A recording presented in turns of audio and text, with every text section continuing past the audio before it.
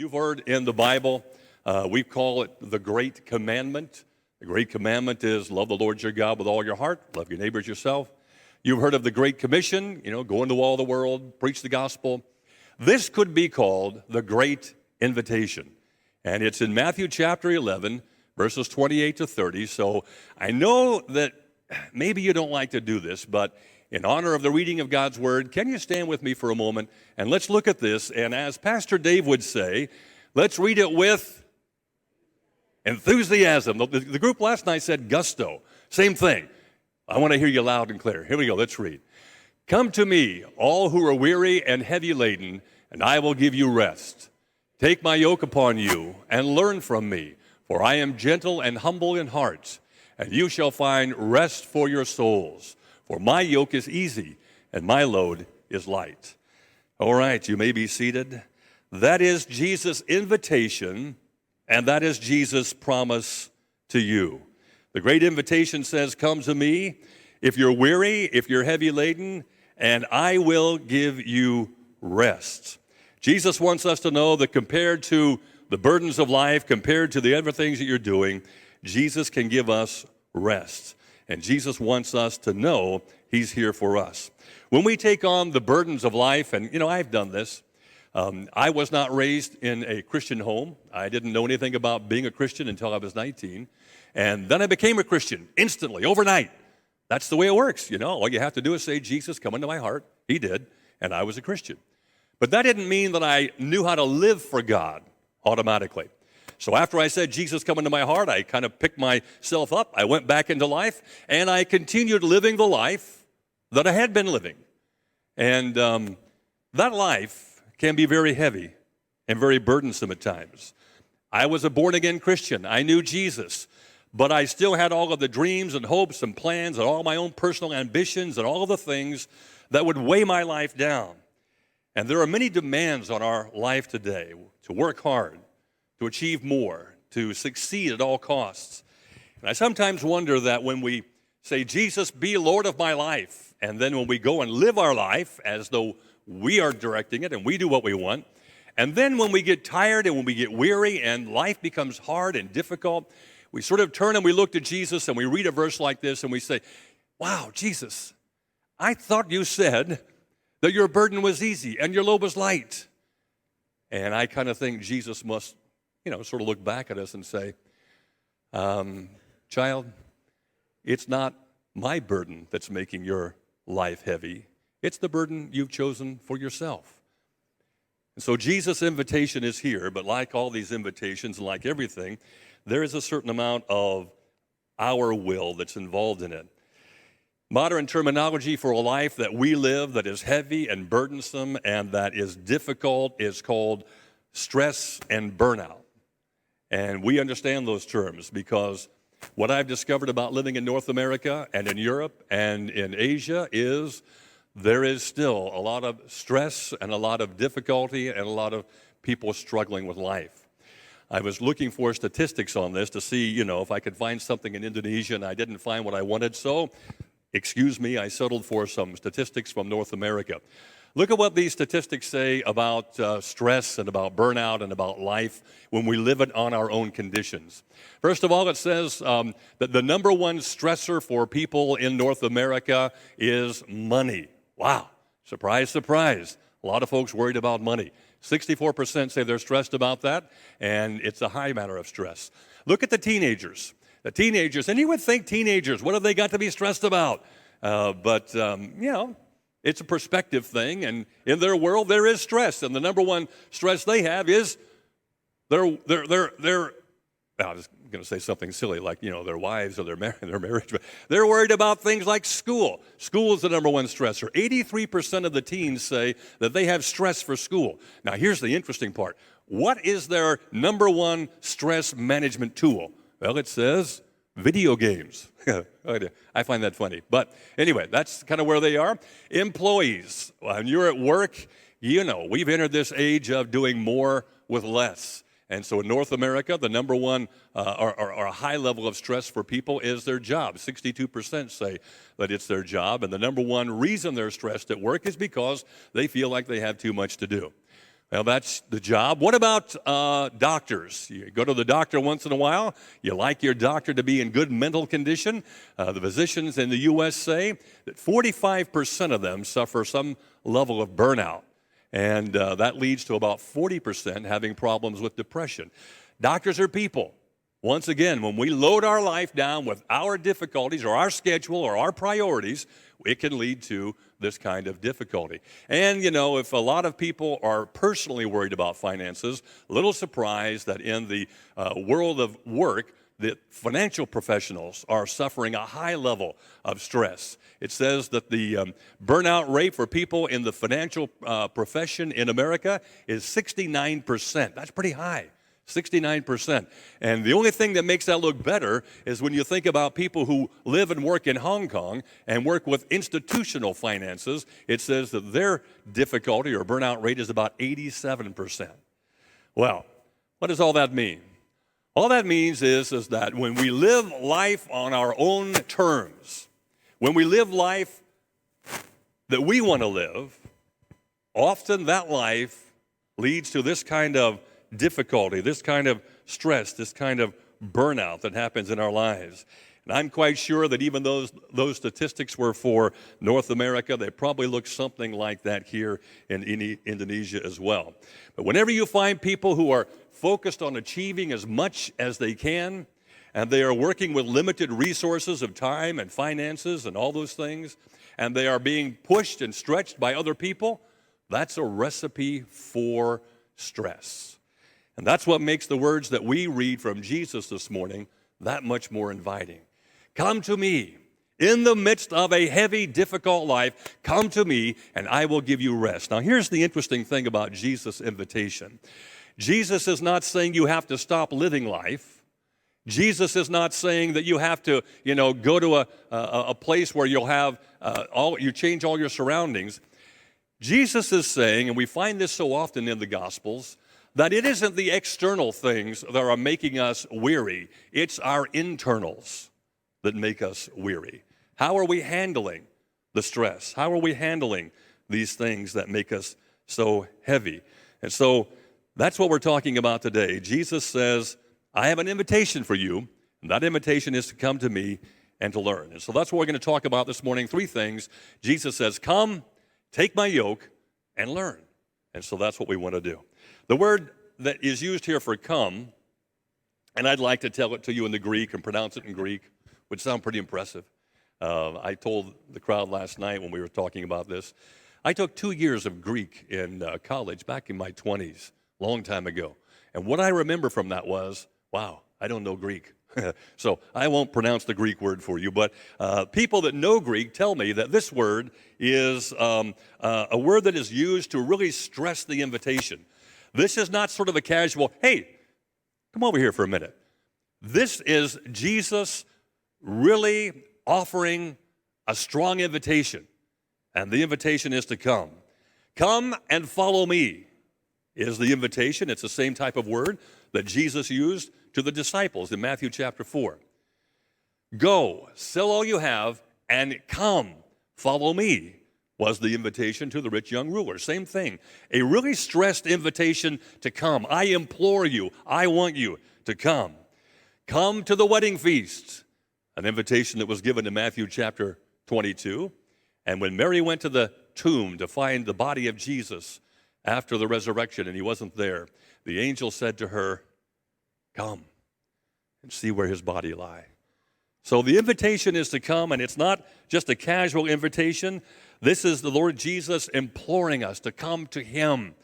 Come, I have something for you. Come, and you will find rest for your souls. Come. Jesus sees our needs. He looks at our lives. He sort of analyzed them, and he says, come to me. Now, in Matthew chapter 5, 6, and 7, we have the great, great teaching that Jesus gave, the Sermon on the Mount. Jesus follows that teaching of the Sermon on the Mount, and I don't know how to stress this. This seems really important to me, that we understand that there's a teaching of our words, and there is a teaching of our action. And in Matthew 5, 6, and 7, Jesus is teaching his disciples by his words. And he goes up on the mountaintop, he sees the crowds, he sits down, and he begins to teach them, saying, "Blessed are the poor in spirit, for theirs is the kingdom of heaven. Blessed are those who mourn." And he teaches this whole entire great message. And then he gets up from there, and he's not finished teaching. He gets up from there, and he travels, and he is going about the countryside, and his disciples are watching him and following him, and by his actions, they are learning.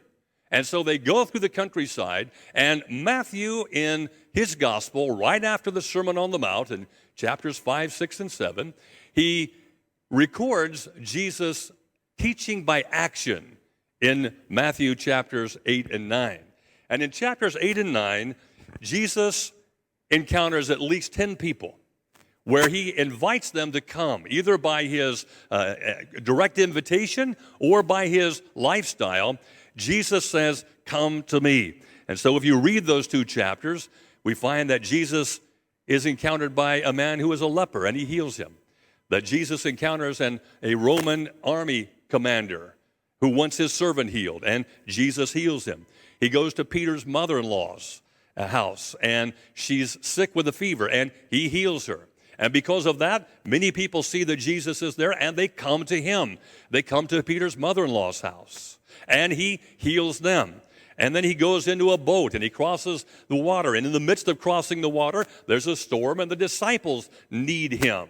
And so he calms the sea. And he gets out of the boat, and he heals a paralyzed man. He encounters a synagogue official, the man whose daughter had died. Which sometimes, I'm tempted to stop my message here for a moment and just sort of think about that for a moment. Come to Jesus sounds so easy. This was a synagogue official whose lifestyle did not permit him to come to Jesus. He was a Jew. He was a leader of the synagogue. Jesus wasn't exactly the most popular person in those circles, but his daughter had died. And when life gets that heavy, you don't really care what the cost is. You just want to find help. And so he came to Jesus, and Jesus brought his daughter back to life. But in the process of going there, he encounters the woman with the issue of blood, and he heals her. And then he encounters two more blind men, and he heals them. And so on and on the story goes, compacted into like 2 chapters. Matthew is telling this story of how Jesus continues his teaching about how to come to him, and people are doing that. And then ultimately in Matthew chapter 9 and verse 36, it's sort of like this is the prelude or the beginning of what we want to talk about in our verse later. Jesus has seen all these people. He's encountered all of these people in these 2 chapters. And at the end of that chapter, we get a glimpse into the heart, into the mind, into the thinking of Jesus. What does Jesus think when all of these people continually come to him? Well, Matthew says to us in chapter 9 that he saw the multitude, and he felt compassion for them because they were distressed and downcast, like sheep without a shepherd. Church, that's what Jesus sees. Jesus does not see people as problems. Jesus does not see your life as difficult. Jesus looks at us, and he sees us traveling this life, sometimes with our own burden, in our own life, and he sees us, and he says, "I have compassion for you. I want your life to be the life that I've planned for you, not the life that somebody else has planned for you." This verse, like I said, is sort of a prelude to our text today, where Jesus sees the sufferings and the difficulties of humankind, and he has compassion for them. So, the statement that Jesus says after all of those teachings and all of those healings and all of the people he has met, where he says, "Come to me, and I will give you rest," is no parenthetical statement. It is no afterthought. It is no, just sort of stuck in there. I mean, that's the way I have a tendency to read these verses in the Bible. We're having all this action, we're having all this teaching, and somewhere just sort of stuck in there, Jesus says, "Come to me if you're tired, if you're weary, and I can give you rest." It isn't just an afterthought. It is absolutely Jesus with a plan for your life. And he says the first step for that plan is come to me. The second thing he says is, take my yoke upon you. Now, who hasn't, if you've been in a Christian, if you've been in a church and you've been a Christian for very long, who hasn't heard about 400 sermons on the yoke? What does the yoke mean? And, we first start learning about what it means, And in our modern day, I was born and raised in the middle of America, and it was in a state called Kansas. And, we just won't go there anymore. But Kansas has 2 million people for the entire state. So it's not a lot of people in a big area. It's sort of the anti-Jakarta, a lot of people in little space Jakarta, anyway. And but I was born and raised in the big city of Wichita, and I see you're not impressed with that either, and nobody really is. But it's still the biggest town in Kansas, and so I didn't grow up around farm animals a lot, and a yoke was not something I learned about.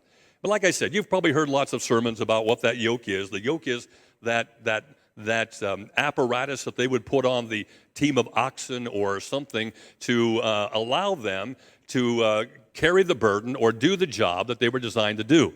And so Jesus takes that sort of analogy and he says, or that metaphor, and he says, take my yoke upon you. And Jesus is saying, if you will be yoked with my life, it will be much easier to do the life, to lead the life that I've called you to lead. And so Jesus says, take my yoke upon you. And what does he mean by that? He means that take my instruction, which involves discipline, and if you do that, you'll have rest. Now, as Jesus so often has done, because he was a scholar of the Old Testament, he knew the word in that day. Jesus often in the New Testament makes his point by referring to an Old Testament passage. And that's what he's doing here from Jeremiah chapter 6 and verse 16. Jesus says, or Matthew writes, and Jesus says, stand by the ways and see and ask for the ancient paths, where the way is good, and walk in it, and you will find rest for your souls. So what is Jesus saying here as he quotes Jeremiah? Well, once again, there's a condition. The condition is that you look and you see what the lifestyle is, what the way of living is that leads to this sort of rest.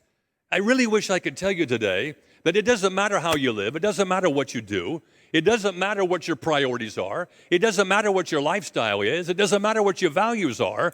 You can do all those things and live a whole life that way, and then just sort of as an afterthought, you can come to church on Sunday and you can say, Jesus, I want that rest. I wish I could tell you it works that way. It doesn't work that way.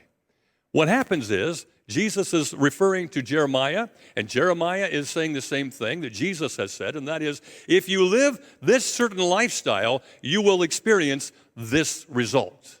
And Jeremiah says, look for the ways that the people who had gone before you, the ancient people, and maybe he was talking about, those who follow the law of Moses, or the teaching of the patriarchs, the fathers before them. But he's saying, look at the way that they lived. And if that led to peace, then follow that path, and you will find that. And so once again, there's that condition. Jeremiah was known as the weeping prophet because he saw that people were not following that path. And he knew what led down that path, and he was really concerned for them. At any rate, Jeremiah looks at those lives and he weeps. And he says, come under the law, come under the way that is good, and you will have rest. Well, that's Jeremiah's advice. But the great news for you and I is that Jesus makes us an even better offer.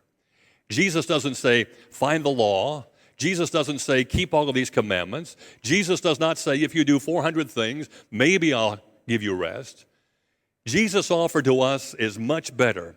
He's not saying follow all those things. He's saying take my yoke upon you.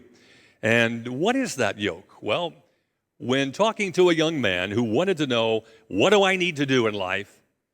Jesus boiled it all down to 2 commandments, didn't he? What we talked about earlier, the great commandments. Love the Lord thy God with all your heart and love your neighbor as yourself. That sounds simple, but we know it's not that simple.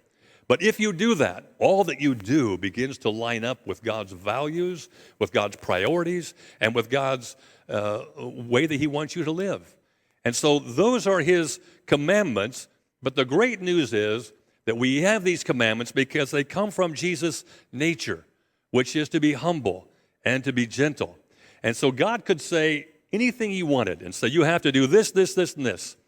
But God is concerned about your relationship with him, and he's concerned about your relationship with other people. And so he says, if you want to have rest, come to me and take my yoke upon you, and this is what you need to do. Live for God and live for other people. Jesus' commandments are not difficult. Do you believe me? Well, that's David Stanislaus. And who is he? But what if the Apostle John were standing here today and he were to tell you that Jesus' yoke is not difficult? Would you believe him? Well, we have John's words. In the epistle of John, 1 John chapter 5 and verse 13, John says, his commandments are not burdensome. Isn't that great news? Jesus' burden, Jesus' yoke is not burdensome. Jesus tells us that his commandments are not burdensome, and John says that. To receive Jesus' yoke is to receive his instruction and his values. I said that earlier, but I don't want you to hear that again. Sometimes we get focused on hearing the words and understanding the words intellectually, but we can understand the words and not accept Jesus' value, the values that Jesus teaches us, and we can miss the whole thing. And so to receive this yoke means to understand his words, but it means to understand the values in life that Jesus has placed on the different things and to live those kind of values. His promise to us is that his yoke is not intended to weigh us down and to make our life heavier, but rather it's intended to bring us peace and rest. So we come to him and we ask for his yoke, and then the last thing we say is we learn from him. What do we learn from Jesus? We learn, as I said, his values. If we're going to really be serious about receiving the peace and receiving the rest and receiving the relationship that Jesus wants us to have in this life, we really need to think about how Jesus lived. And we can observe that, and I'm going to share with you just a couple or three of these things of the lifestyles that Jesus taught. Jesus gave people his words of instruction, and he demonstrated a lifestyle of discipleship. Remember I said earlier, his disciples heard those words, but in Jesus' day, disciples learned by living with him and walking with him. And Jesus walked with them and taught with them by his actions and by his lifestyle. Jesus spent all of his time with people. He spent time with people all the time. And Jesus taught his disciples, one of the lifestyles and one of the things he taught them that led to this rest was a lifestyle of periodic solitude. I'm going to touch on in about 3 minutes, I'm going to touch on three, basically what we call Christian disciplines. And they need to be internalized in our life. And the first one is this lifestyle of periodic solitude. Jesus was seldom alone by accident, but he was often alone by design. That is a powerful statement, because solitude does not happen by happenstance. We must be intentional and build into our lives time when we can just be alone with God, and that will bring you rest. One of my favorite things to do is to have that time. I don't often do it like I should, but it's a great thing to do. When Jesus was very busy feeding the 5,000, which is a pretty good chore when you only have like 5 loaves and 2 fishes, and when that was all over, Matthew tells us that after he had sent the multitude away, he went up on the mountain by himself to pray. And when it was evening, he was there alone. And then after healing Peter's mother-in-law, Jesus says, it says that he healed her, and then they brought a bunch of people to him, and he was kind of busy most of the night. And then Luke says, and when day came, he departed and went to a lonely place. These are intentional actions by Jesus. It didn't happen because one of his appointments got canceled and he just had time all of a sudden. He designed that into his life. Jesus often sought places of solitude. And I suggest to you that if you're serious about that lifestyle, that you will design into your day a moment or two where you can have solitude. If you are serious about that lifestyle, you will design into your week a time of solitude. And let me be really bold and say, if you're really serious about this, you might think every 3 to 6 months of having 2 or 3 days where you have that personal retreat and you get away. And you are all saying to yourself, are you nuts? Do you know what my schedule is? How can I do that? I don't know. I just know that the Son of God, who had multitudes of people wanting his time, found time for solitude because it was a priority for him. What's the other thing that Jesus did? What's another lifestyle that he used to lead to this rest and peace? It was a lifestyle of contentment. Wow. We could preach entire sermons on all of these things. Contentment, to be happy with what I have.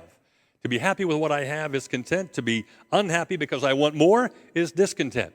Now, I've not lived here in Asia long enough to know what brings discontent, but I know what it is in America. In North America, discontent comes very quickly when we start comparing ourselves to other people, because we can always find people that have more and better and happier and whatever than we do. Or discontent comes when we have financial problems. Two things are prominent in this, and that is our status and our finances. And too often, we look at those around us and we compare ourselves and we say, Jesus, why can't I have that? Or with our finances, we often kind of look up the financial ladder and envy those who have more instead of looking down the financial ladder and saying, God, I'm grateful for what I do have. You have blessed me. Where does discontent come from? At its core, contentment is, where does contentment come from? At its core, contentment comes from a desire to please God and a gratitude for what we already have. There's a man named Richard Swinson who wrote a book called Margin. And he said, contentment is the freedom that comes when prosperity or poverty do not matter. To accept what we have and to want but little. The more we choose contentment, the more God sets us free. And the more he sets us free, the more we choose contentment. Now listen, I'm not against having good things and nice things. I know that's great. I like things as well as anyone. And so I'm not against success, and I'm not against having good things. I'm against those things having us and when they control and direct our life. The Apostle Paul had something great to say about that one time. He said in Philippians chapter 4 and verse 11, Paul said, and before he wrote this, understand Paul lived a lifestyle where he said that I've had times in my life when I've been rich, and I've had times in my life when I've been poor, and I've had times in my life when I've had danger, and I've had security, and I've been hungry, and I've been satisfied. Paul's life had run the gamut. He had known all of these things. And then he writes to the Philippian church, I have learned, and so possibly this is a learned lifestyle, I have learned to be content in whatever circumstances I am. I know how to get along with humble means, and I also know how to live in prosperity. In any and every circumstance, I have learned the secret of being filled and going hungry, both of having abundance and suffering need. I can do all things through him who strengthens me. Well, the last thing that we're talking about this morning, a lifestyle that Jesus would let us lead, help us lead if we want to be happy and have rest, is a lifestyle of simplicity. Simplicity is sort of facilitated by contentment. And when you go to look at, old people's lives back in the 1600s and so on, you see monasteries and convents and places that people went to find that simple life. The reality of it is that simplicity and solitude are not exactly the same. And so we need to have an internal aspect in our lives that is a life of saying, I don't need all the complicated things. I want a simpler life. My wife and I, before we came here, decided, we're going to leave our home. When we got married, Paula had been married 30 years with her first husband, and she got a lot of stuff. And I was married 30 years to my first Paula, and we got a lot of stuff. And you can imagine what that's like when two people who have a lot of stuff marry each other. We had stuff. And we had the ultimate garage sale in America. Americans do that. We put our stuff in the garage, open the door, and say, hey, come and give me money for my junk, and it can be your junk. And so, that's what we do. And so what we realized is when we got ready to come here, we had to sell more stuff. And what happens is that you pay money for something, and that's just the beginning of how you're involved with that thing. and you have to find a place in your home for it, and a place for your life and your time for it. And the maintenance of that stuff begins to be more costly than the actual price you paid for that stuff. That is not the simple life. Well, I'm not saying you can't be comfortable and have nice things, but I'm just saying that Jesus wants us to have a simple life. I don't have time to read it this morning, but you can go home and you can read in the Sermon on the Mount, Matthew chapter 6. Jesus talks about worry, and he says, don't worry about stuff. He calls it food and clothing, but he says, don't worry about stuff. That's not going to lead to rest. If you'll trust me and live a simple life, I will provide for you. Now, we started this message today with the invitation that says, come to me. And we find that Jesus says, I can give you rest, but the condition is that you come under my teaching and my lordship and live the life that I am giving to you. We do that not by living our life, but by living Jesus' life. When we do that, we will find rest and we will find peace. And here's what I've noticed about my life. When I am stressed and when I'm living my own life and carrying my own burdens, I'm not a very nice person to be with. I was waiting for Paul to say amen, but she's too gracious to do that. But when I have rest and when I have peace and when there's a tranquility in my life that only Jesus can bring, the fruit of the Spirit has a chance to actually grow and live in my life. And I'm a much nicer person to be around, both at home and at work, wherever else. Well, in a few minutes, I'm going to pray with you. And I want God to speak to our hearts about this.